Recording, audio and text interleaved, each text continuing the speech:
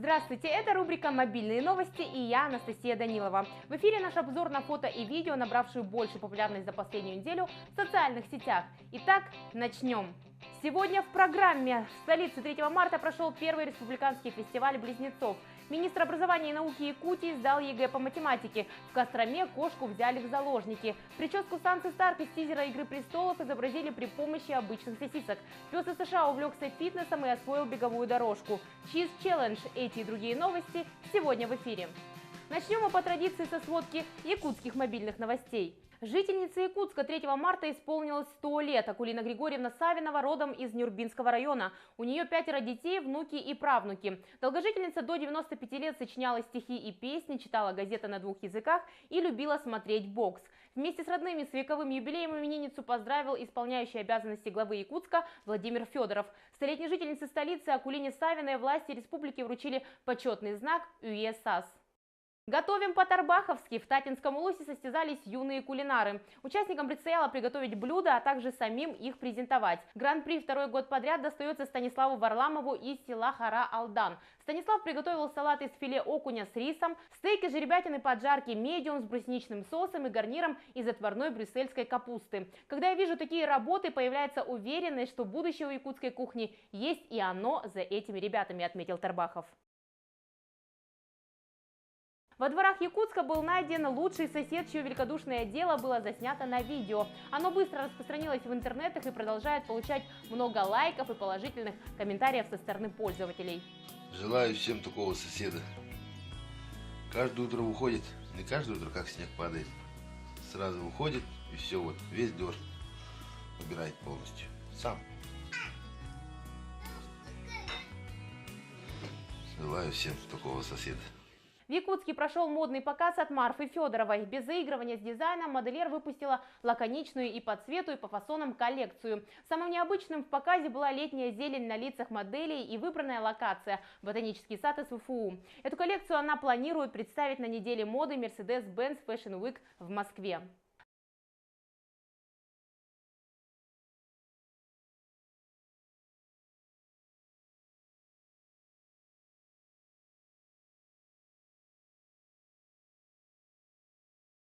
Также в столице 3 марта прошел первый республиканский фестиваль близнецов. Участие приняли 14 пар близнецов изо всех уголков республики. Такого количества поющих, танцующих и талантливых близнецов не удалось собрать еще никому. Участники представили визитку, национальную одежду, театральные костюмы, вечерние наряды, а также рассказали о своих увлечениях и хобби, показали творческие номера. Очень трогательным стал этап выхода близнецов со своими мамами.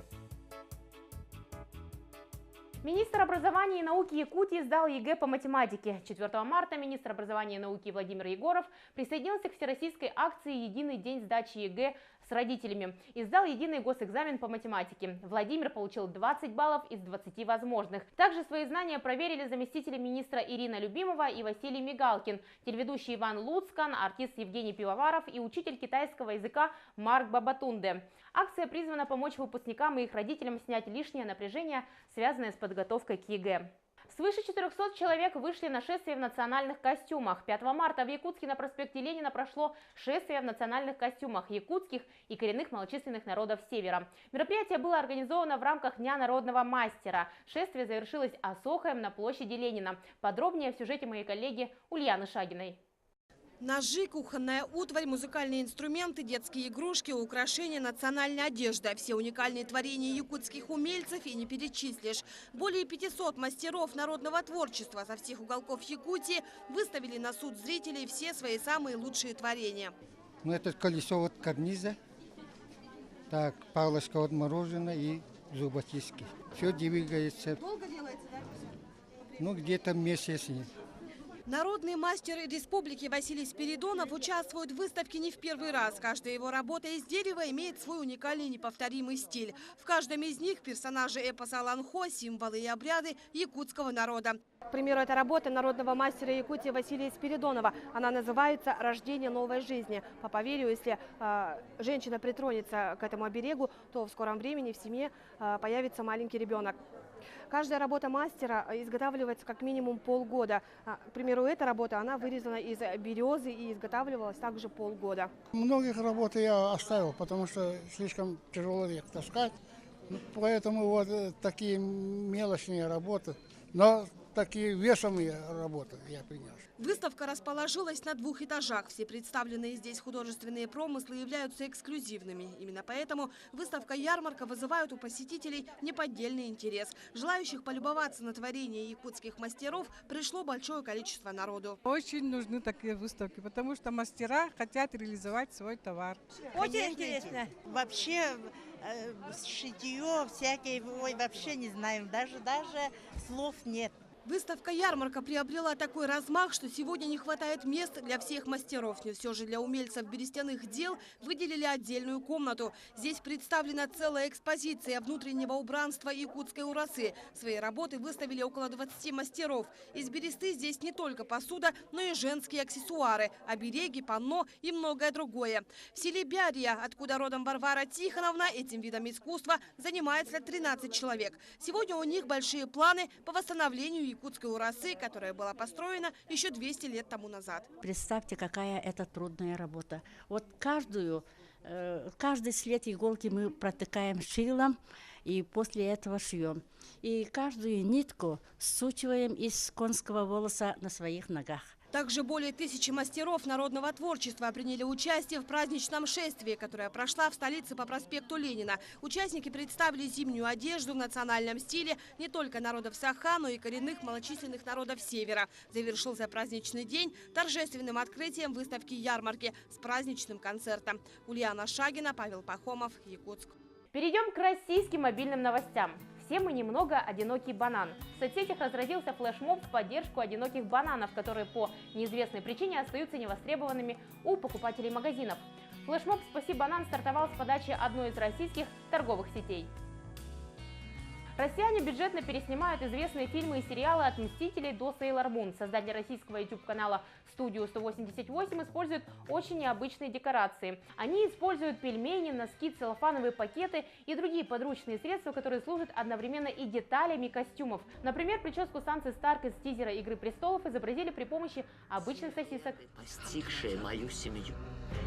Наказание за то, что я не смогла полюбить сироту. А ты тоже, Старк. Пусть не по имени, но по крови.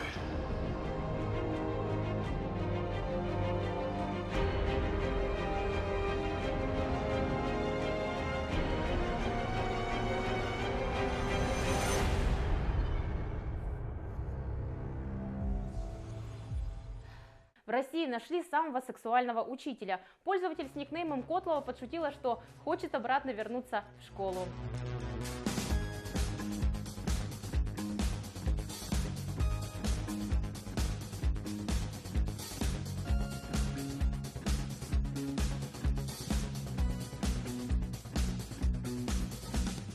Кошачье рабство. В Костроме взяли в заложники кошку, которую привезли на случку. Хозяйка кошки Оксана захотела потомства, нашла самца и отдала свою кошку Клео на несколько дней. Однако, когда приехала ее забирать, с нее потребовали 10 000 рублей. Затем кошку взяли в заложники и не открывали дверь даже полиции. Слава богу, у истории счастливый конец. Клео дома.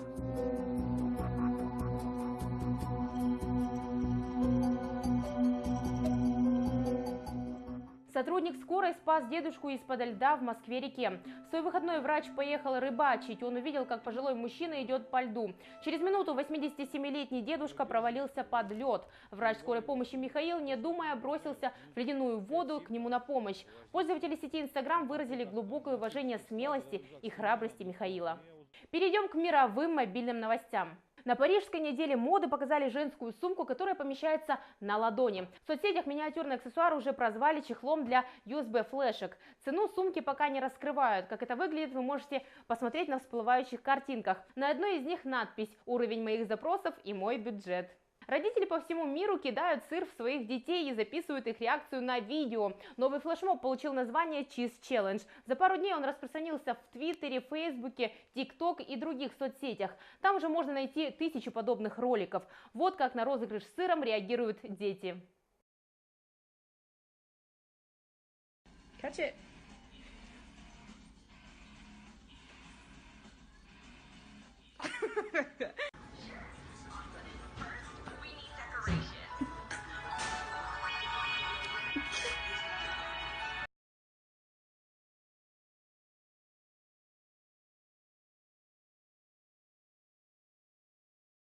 Канадский художник Мигель Васкес известен гротескными рисунками персонажей из популярных мультфильмов.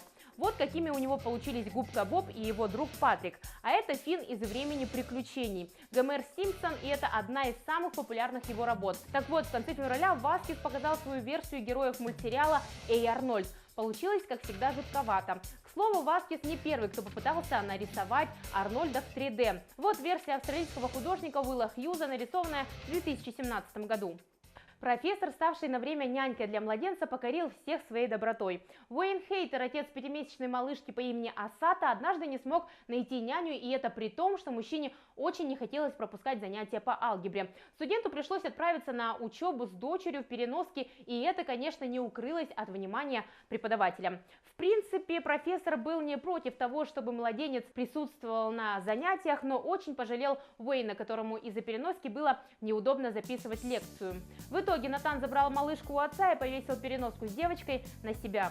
Добрые люди не бросили в беде незнакомца, упавшего на машине в реку. Жителю Китая очень не посчастливилось упасть на машине в реку, но в то же время мужчину можно назвать везунчиком, ведь он практически не пострадал.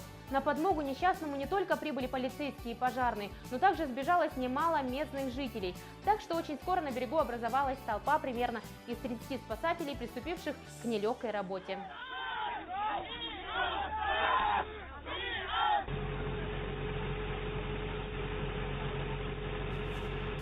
Пес увлекся фитнесом и освоил беговую дорожку. Симпатичного пса по кличке Мак можно смело назвать фанатом фитнеса. При этом он уверен, чтобы поддерживать физическую форму, вовсе не обязательно выходить из дома. Для этого животному достаточно позаимствовать у хозяйки Джудит ее беговую дорожку.